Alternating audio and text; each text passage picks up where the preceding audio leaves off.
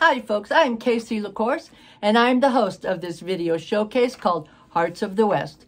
It's Western storytelling, cowboy poetry, country music, Western music, and I bring in my friends from Australia, and they are really something to enjoy, I'll tell you. They live the country life, and I love having them on the showcase with me.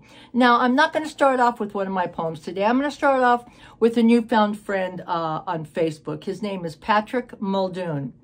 And I was just scrolling through Facebook, and I saw that he's also a poet, and he's also a cowboy. And this is titled, The Blessing by Patrick Muldoon.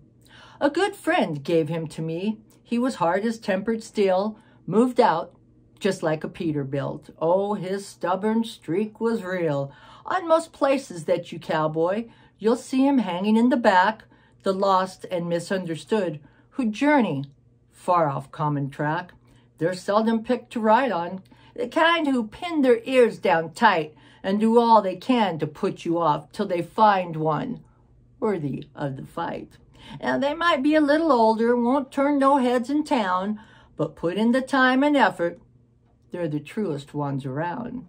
Now, sometimes my body doesn't work and it's tough to carry through, but he knows when I'm in trouble and does all that he can do to help me keep in the middle and keep my slack pulled tight until we can ride through the storm and once again rejoin the fight. My last year has been a rough one, and many times I crashed and fell. I wouldn't be here writing stories if he hadn't packed me out of hell. All right, Mr. Muldoon, I enjoyed that. All right, folks, that's it. Let's get to the showcase, and I'll see y'all back here next Tuesday for another video showcase of Hearts of the West.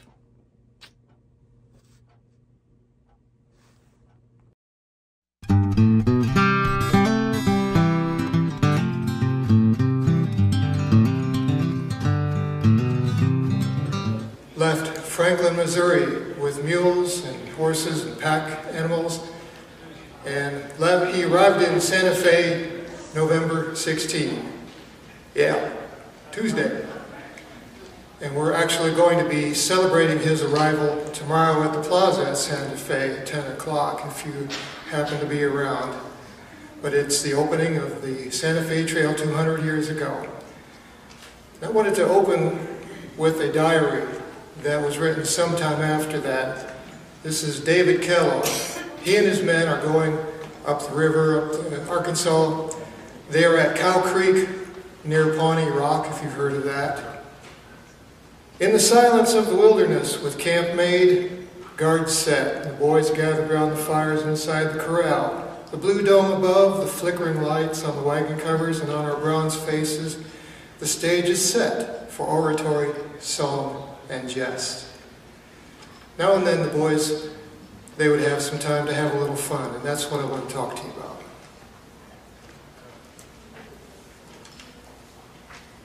But before I get to that, there was one thing that happened on the trail and all across the country that scared everybody nationwide. It was on this day, November 13. Right now we're in the midst of the Leonid meteor shower. It comes this time of year every year. But in 1833, it was a meteor storm. So instead of 5 or 10 meteors per hour, it was thousands.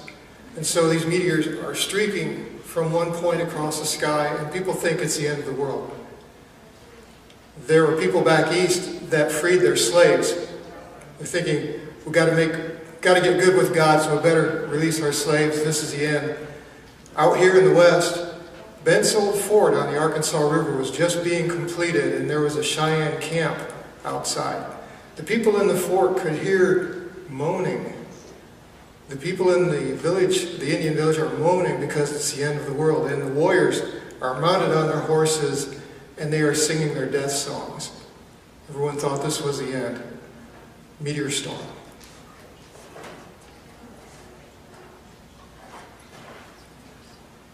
This is a banjo that would show up around the end of the Santa Fe Trail. This is a Lion and Healy, made around 1885 in Chicago.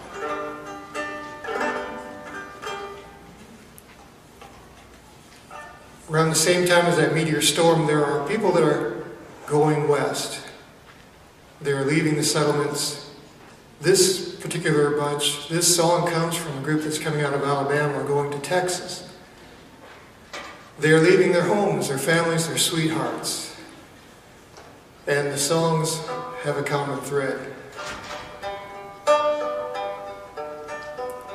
I'll leave you here in the land you love, mid-scene so bright and fair, where fragrant flowers are blossoming and music fills the air. I'm going to the west. You say you will not go with me. You turn your eyes away. You say you will not follow me, no matter what I say. I'm going to the west. In this fair land I'll stay no more.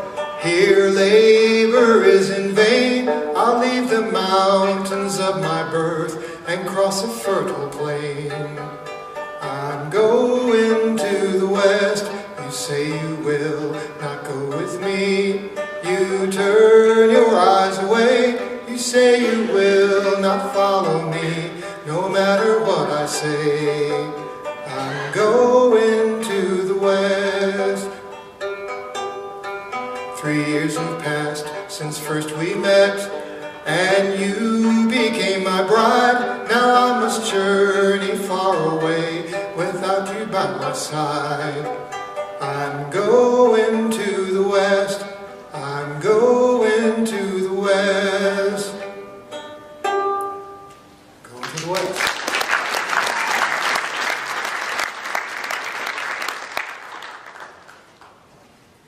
A little further along, the year is now 1845.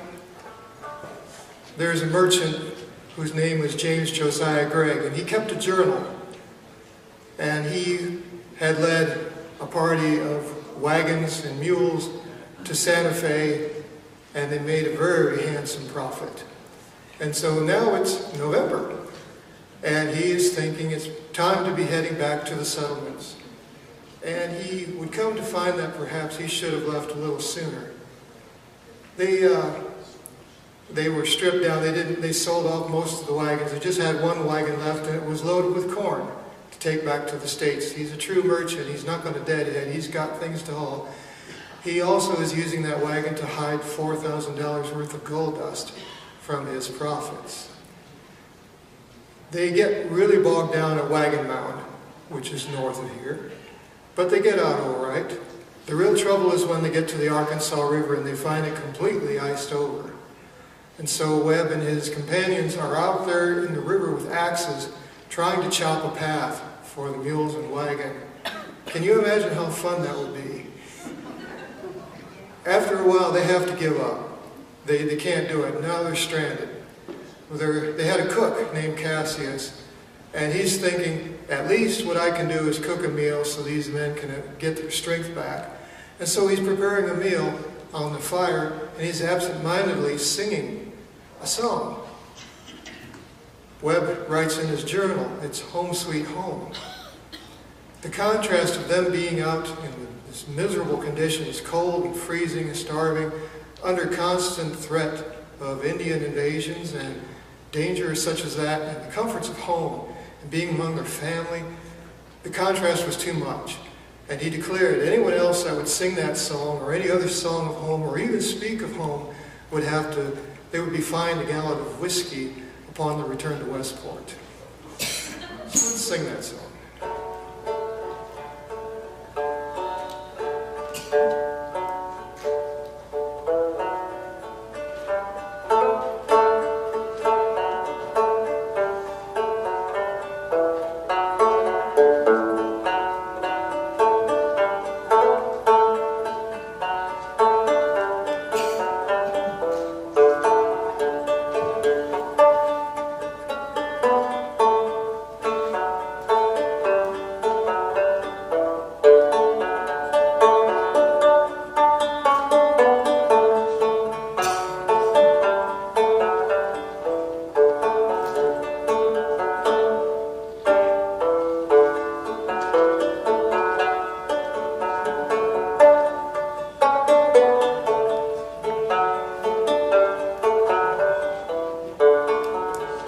Mid pleasures and palaces, though we may roam, be it ever so humble, there's no place like home.